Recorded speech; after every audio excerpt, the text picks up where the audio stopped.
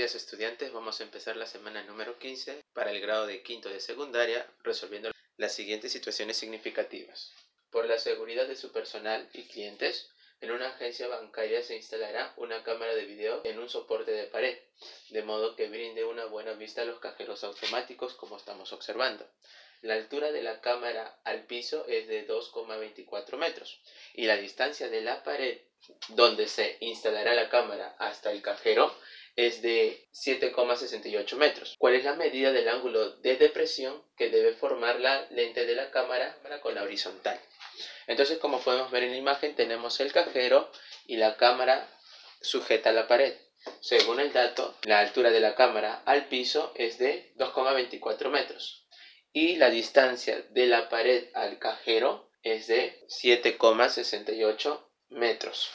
Ahora, nosotros tenemos que ubicar y calcular el ángulo de depresión. Para eso, lo que tenemos que graficar en este dibujo es una línea de referencia. Y esa línea de referencia siempre debe ser paralelo ¿a quién? Al piso. Entonces, el ángulo que se dibuja debajo de la línea de referencia se conoce como el ángulo de depresión.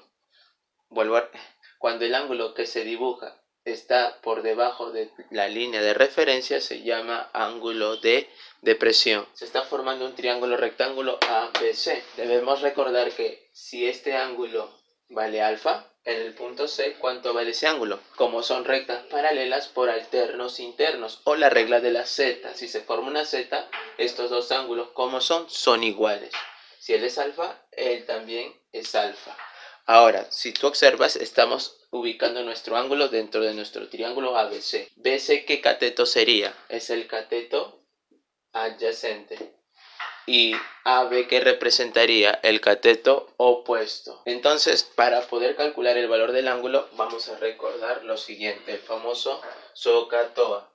SOHCAHTOA, donde el seno se define como opuesto sobre hipotenusa, el coseno adyacente sobre hipotenusa, y la tangente opuesto sobre adyacente. Y por dato, tienes cateto opuesto, cateto adyacente. La tangente de alfa es cateto opuesto, cateto adyacente. Cateto opuesto 2,24. Cateto adyacente 7,68. 2,24 en fracción sería 224 sobre 100. 7,68 sería 768 sobre 100. Simplifiquemos 100 y 100. Ahora, ¿qué podemos simplificar con 224 y 768? Por ejemplo, podemos dividirlo entre 32 y entre 32. ¿Y qué tendríamos? 7,24. Entonces, por extremos y medios, la tangente de alfa resulta 7 sobre 24.